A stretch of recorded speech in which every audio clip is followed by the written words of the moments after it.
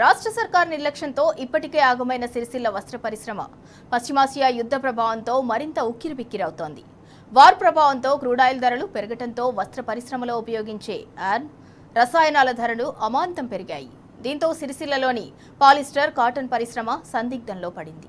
యుద్ధ ప్రభావంతో ఆగమవుతున్న రాజన్న సిరిసిల్ల జిల్లాలోని సిరిసిల్ల వస్త్ర పరిశ్రమపై టీ న్యూస్ అందిస్తున్న ప్రత్యేక కథనం.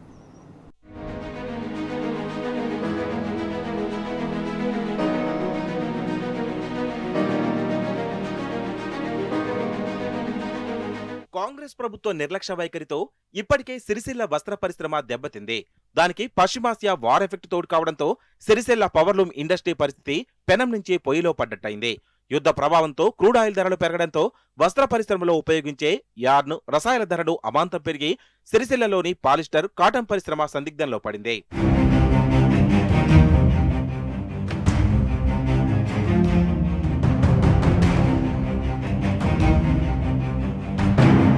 ఇప్పటికే ప్రభుత్వ అరకొర ఆర్డర్లతో ముక్కుతూ మూలుగుతూ నడుస్తుండగా తాజా పరిస్థితులతో మరింత ఆందోళనకరంగా మారింది. గుజరాత్ రాష్ట్రం సిలివాస నుంచి పాలిస్టర్ యార్న్, ఆంధ్ర, తమిళనాడు నుంచి కాటన్ యార్న్ రావాల్సి ఉంటుంది. క్రూడాయిల్ ధరల పెరుగుదల రవాణాపై ప్రభావం పడి యార్న్ రేట్లు పెరిగాయి. దీంతో 20 రోజులుగా పెట్టుబడితో పాటు గిట్టుబాటు ధర రాని పరిస్థితులు కనబడడంతో యజమానులు, ఆసాములు, కార్మికులు ఆందోళన చెందుతున్నారు.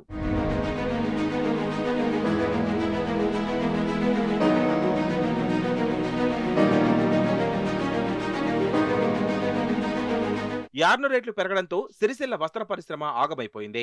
పాలిస్టర్ యార్ను కిలోకు 107 రూపాయలుండగా అదనంగా మరో 33 రూపాయలు పెరిగి 140 రూపాయలకు చేరింది.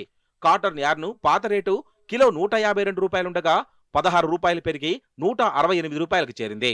అద్దకం పరిశ్రమలో వినియోగించే రసాయనాల ధరలు 30% పెరగడంతో అదనంగా మీటర్ వస్త్రం తయారీకి 5 నుంచి 6 రూపాయల భారం పడుతోంది. ఇదిలా ఉంటే ప్రభుత్వం మాత్రం అందించిన ఆర్డర్లకు ధర తగ్గించడంతో వస్త్ర పరిశ్రమ యజమానులు, ఆసాములు, కార్మికులు ఆందోళన చెందుతున్నారు. అంతంత మాత్రంగా నడుస్తున్న పరిశ్రమలు యార్ను రేటుతో మూతపడే పరిస్థితి నెలకొంది. దీంతో పాటు 20 రోజులుగా తయారైన వస్త్రోత్పత్తి నిల్వలు గోదాముల్లో పేరుకుపోయాయి. సిరిసిల్ల వస్త్ర పరిశ్రమ లోపల ఇవాళ యుద్ధ ప్రభావంతో ఇలా యారన్ రేట్లు పెరిగి ఒక కేజీకి సుమారు 30 రూపాయల నుంచి 40 రూపాయల దాకా పెరిగింది. అలాగే కాటన్ లోపల దాదాపు ఒక 10-15 రూపాయలు కేజీకి నూనె ధర పెరిగింది. అలాగే కెమికల్స్, రసాయనాలు కూడా ఒక 30 to 40% పెరిగి ఇలా సిరిసిల్ల లోపల వస్త్రం అమ్మని పరిస్థితిలో ఒకటికి నెట్టివేయబడ్డది. ఇక్కడ మార్కెట్లో అంత రేటు కూడా మాకు రావట్లేదు. దాంతో వస్త్ర పరిశ్రమ లోపల మేము వర్కర్లకు 6,000 నుంచి 7,000 మంది వర్కర్లు ఉన్నారు.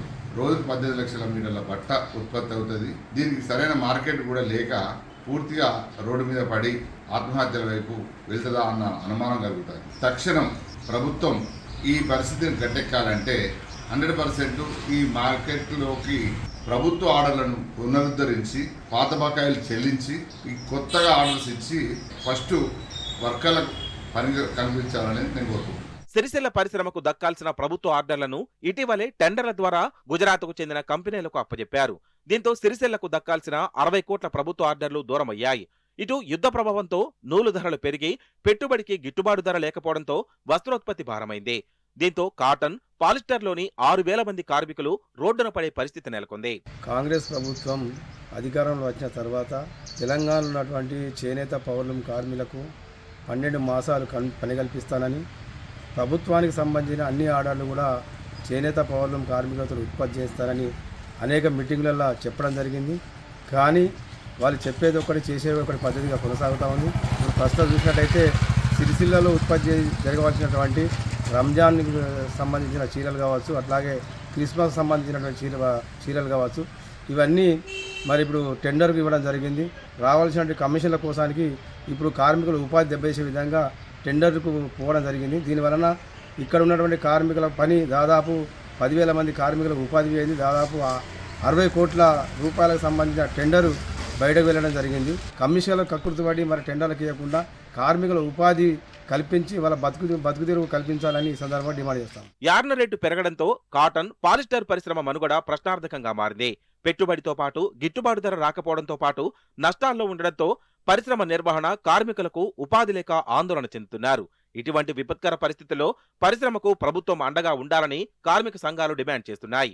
ఈరోజు కార్మిక క్షేత్రంలో సిరిసిల్ల పట్టణంలో ముఖ్యంగా ఈ యుద్ధ వాతావరణం నెలకొన్న సందర్భంలో రసాయనాల మీద రేట్లు ధరలు పడుతున్నటువంటి భారం ఈరోజు సిరిసిల్ల పట్టణంలో పాలిస్టర్ వస్త్రోత్పత్తి 18 లక్షలు వస్త్రోత్పత్తి జరుగుతుంది. అదేవిధంగా కాటన్ సంబంధించింది 5 లక్షల వస్త్రోత్పత్తి జరుగుతున్న సందర్భంలో మరి రసాయన ధరలు 80% పెరిగినటువంటి పరిస్థితులు ఏర్పడతా ఉన్నాయి. ఇప్పటికే నిల్వ ఉంచుకున్నటువంటి యారన్ ఉత్పత్తి ఏదైతే మరి అయిపోయే పరిస్థితికి వచ్చింది. కొత్త యారన్ కొనాల్సినటువంటి అవసరంలో ధరల ప్రభావం మరి పరిశ్రమ మీద బాగా పడుతున్న సందర్భంలో ప్రభుత్వాలు కూడా స్పందించకపోవడం మరి చాలా దుర్మార్గమైన విషయం. సిరిసిల్ల వస్త్ర పరిశ్రమలో ప్రతిరోజు 18 లక్షల మీటర్లు, పాలిస్టర్ పరిశ్రమలో 15 లక్షల మీటర్లు, కాటన్ పరిశ్రమలో 3 లక్షల మీటర్లు వస్త్రోత్పత్తి జరుగుతుంది. 2 పరిశ్రమల్లో 200 మంది యజమానులు, 1600 మంది ఆసాములు, 6000 మందికి పైగా కార్మికులు పనిచేస్తున్నారు. 20 రోజులుగా 3.60 కోట్ల మీటర్ల వస్త్రోత్పత్తి జరిగి వీటి నిల్వలు గోదాముల్లో పేరుకుపోయాయి. పెరిగిన ధరలకు అనుగుణంగా ప్రభుత్వం పరిశ్రమను ఆదుకోవాల్సి ఉండగా పట్టించుకోకపోవడమే ఇందుకు కారణం. ఇదిలాగే కొనసాగితే పాలిస్టర్, కాటన్ పరిశ్రమలు మూతపడి కార్మికులు రోడ్డున పడే పరిస్థితి దాపురించింది.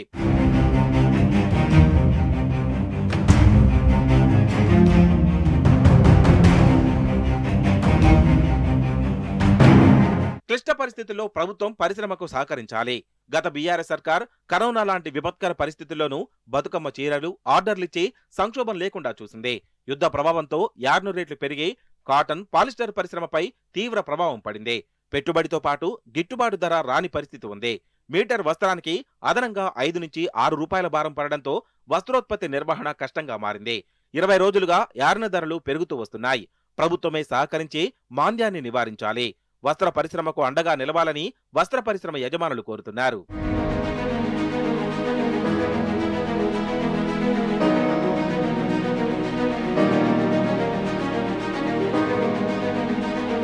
కరోనా లాంటి విపత్కర పరిస్థితుల్లో ఆనాటి కేసీఆర్ సర్కార్ వస్త్ర పరిశ్రమకు ప్రభుత్వ ఆర్డర్లు, బతుకమ్మ చీరలు ఇచ్చి ఆదుకుంది. ప్రస్తుతం యుద్ధ ప్రభావంతో భారీగా పెరిగిన యార్న ధరలతో వస్త్రోత్పత్తి ముందుకు సాగడం గగనంగా మారింది. ప్రభుత్వమే ముందుకు వచ్చి ఈ విపత్కర పరిస్థితుల నుంచి బయటపడేసి ఆదుకోవాలి. లేదంటే వస్త్ర పరిశ్రమలోని 6000 మంది కార్మికులు రోడ్డు మీద పడే దుస్థితి వస్తుంది.